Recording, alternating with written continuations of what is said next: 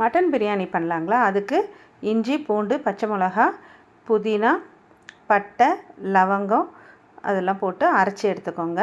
நம்ம எவ்வளோ தாளிக்கிறோமோ அதில் பாதியை அரைச்சிக்கோங்க, பாதி அப்படியே டைரெக்டாக தாளிச்சுக்குவீங்க.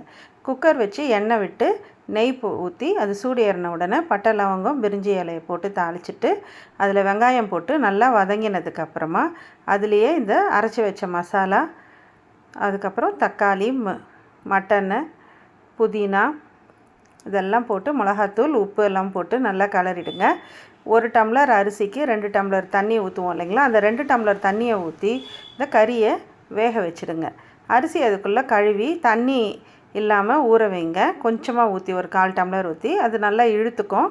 இப்போ இது வெந்த உடனே அதில் தண்ணி கொதிக்க விட்டு இந்த அரிசியை போட்டு ஃபுல்லாக ஸ்லோவில் கொஞ்சம் நேரம் கொதிக்கட்டோன்னு விட்டு ஒரு 5 நிமிஷத்துக்கு அதுக்கப்புறமா வெயிட் போட்டு வேக வச்சா பிரியாணி